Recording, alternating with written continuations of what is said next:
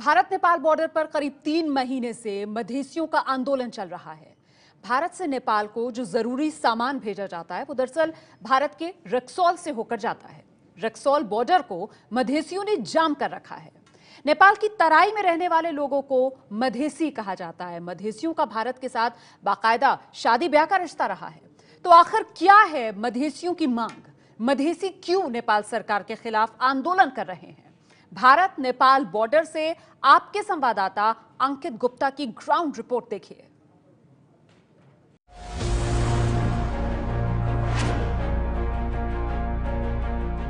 ABP news आ पहुंचा है भारत नेपाल सीमा पर। हम मौजूद हैं रक्सौल बॉर्डर पर। ये वो जगह है जो पुल के दूसरी तरफ है भारत की सीमा, जहां से शुरू होती है। पुल के दूसरी तरफ आपको वो दिखाने की कोशिश करते हैं, वो है नेपाल की सीमा। इस वक्त हम जहां मौजूद हैं वो है नो मैंस लैंड, यानी कि ये ना तो भारत की सीमा में आता है और ना ही नेपाल की सीमा में। यहां पर चल रहा है प्रदर्शन। जो मधेसी हैं वो पिछले कुछ दिनों से लगातार प्रदर्शन कर रहे हैं।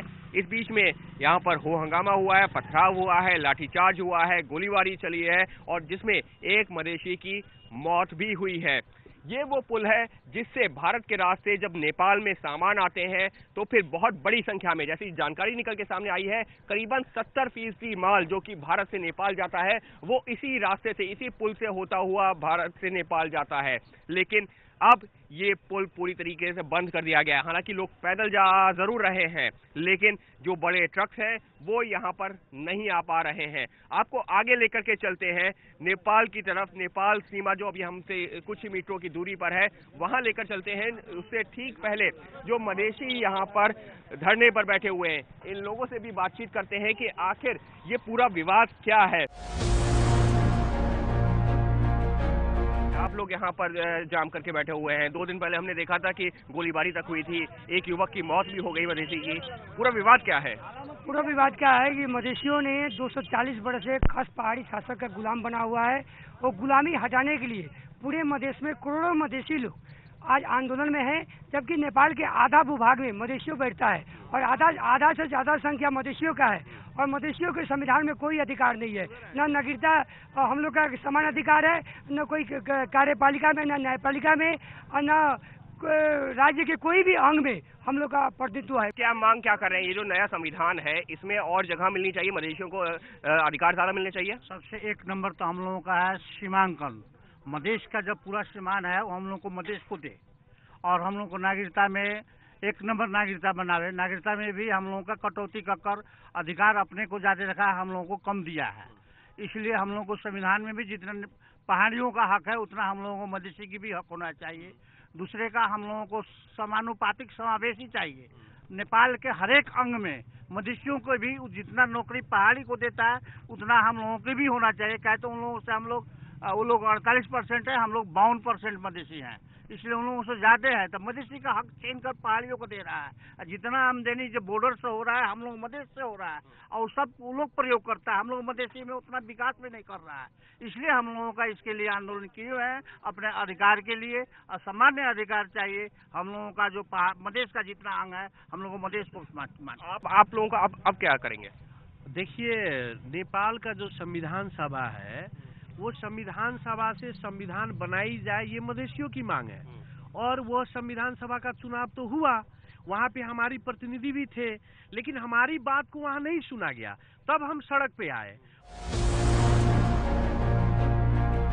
हमें प्रांतीय शासन चाहिए, तो वह प्रांत का डिमांड हम करते हैं जहां हमारी प्रतिनिधित्व हो, हमारी पहुंच हो। और दूसरी हमारी डिमांड है नेपाल के हर अंग में, चाहे वो संवैधानिक हो, निकाय हो, आयोग हो, नियोग हो, वहां पे हमारी बराबरी का प्रतिनिधित्व चाहिए। मिलाकर की कितनी सीटें हैं? आप लोगों की कितनी सीटों की डिमांड है?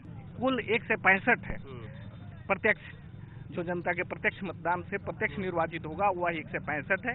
1 से 65 में वो लोग सिर्फ 65 दे रहे हैं, जबकि आधा से अधिक आबादी मधेश की है, 51% से अधिक हम है। तो हम लोग का कहना है, मधेसियों का कहना है, आदिवासी जनजातियों का कहना है कि मधेश में जनसंख्या के आधार पर हो, पूरे देश में जनसंख्या के आधार पर। नेपाल सरकार की गलत नीति के कारण से यहाँ पे पोलराइजेशन हो गया है। इस देश में यहाँ के जनता दो ध्रुवों में बट गई है। ये नेपाल के लिए कतई अच्छा नहीं है। हम आधी से ज्यादा मधेसी भारत के पक्ष में है और कुछ तथाकथित जो अपने आप को नेपाली कहते हैं, वो खस बाहुनबाज जो पहाड़ी है, वो लोग चीन के पक्ष में जा रहे हैं। लेकिन आपको मैं बता दूं, जो नेपाल की भूमि है, नेपाल की भूमि में चीन की प्रवेश आप कतई नहीं करा सकते, इसलिए कि चीन के भाषा हम लोग नहीं जानते, वहाँ का संस्कृति नहीं जानते, वहाँ का हर एक चीज हम लोगों से नहीं मिलती है। लेकिन वो तो सामान तो सप्लाई करने लगे हैं, वो धीरे धीरे और नजदीक आ रहे हैं नेपाल सरकार के। तो ऐसे में जो आप लोग मधेसी लोग हैं, आप लोग उसका भी विरोध करेंगे? हमें उन लोगों की सामान नहीं चाहिए। उनका क्षणिक मात्र सुख के लिए वो अपना सामान बनाता है, चिरायु नहीं बनाता है। जितना सामान हमारे इंडिया से आता है वो उसका लाइफ होता है, इसके सामान में लाइफ सेटिंग नहीं है। तो अगर जो चीन से समझौता इस तरीके से हो रहा है तो आप लोग उसका भी विरोध करेंगे? सबसे एक साथ जाना चाह रहा हूँ, हाथ उठा करके बताइए, अगर चीन से विरोध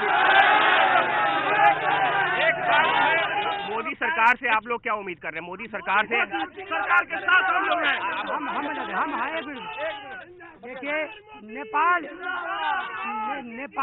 नेपाल के इतिहास में, नेपाल के क्रांति में, नेपाल में जब जब असहज परिस्थिति हुआ है, चाहे 2017 साल का हो, 2015 साल का हो, 2007 साल का हो या 2040 साल का हो, संपूर्ण क्रांति में भारत का अहम भूमिका हुआ है। इस सवाल की कि क्या संविधान में ये लोग चाहते क्या है, इनका साफ तौर पर ये कह रहा है कि अगर 50% से ज्यादा आबादी मधेसियों की है नेपाल में तो उनको इक्वल राइट यानी कि समान अधिकार मिलने चाहिए। तो ये वो कुछ मांगे हैं जिसको लेकर के मधेसी आंदोलन कर रहे हैं नेपाल और भारत सीमा के बीच में।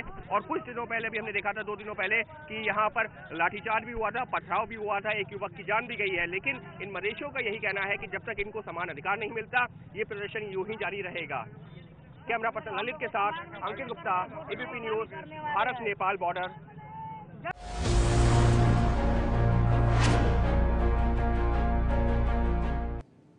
ये जो मधेसी आंदोलन चल रहा है, इससे 18 साल के भारतीय नागरिक आशीष का कुछ भी लेना देना नहीं था।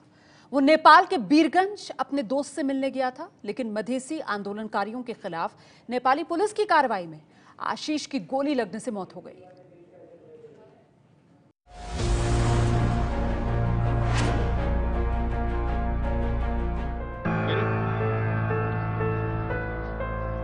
बिहार के रक्सौल में सोनू के घर पर सन्नाटा पसरा हुआ है।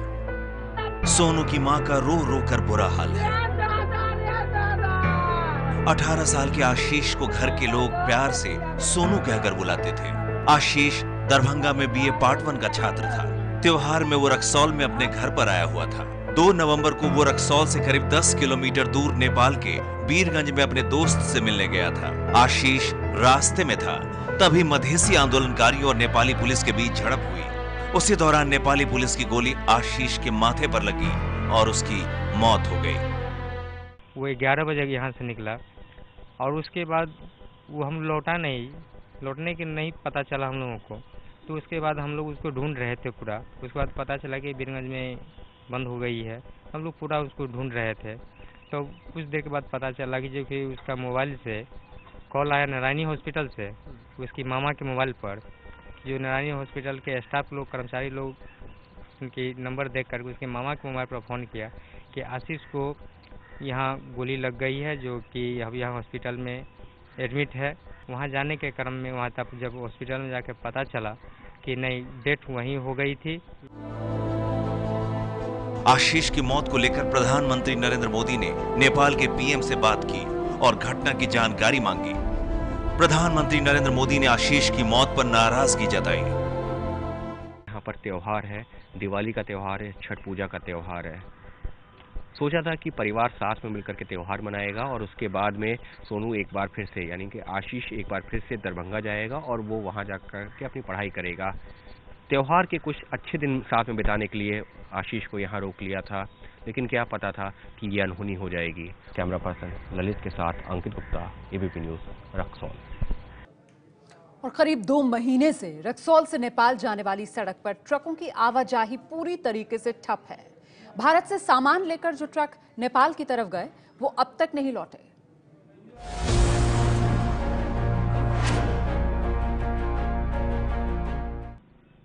इस वक्त हम मौजूद हैं भारत नेपाल की सीमा पर रक्सौल में। रक्सौल में यहाँ पर लगी है ट्रकों की एक लंबी कतार।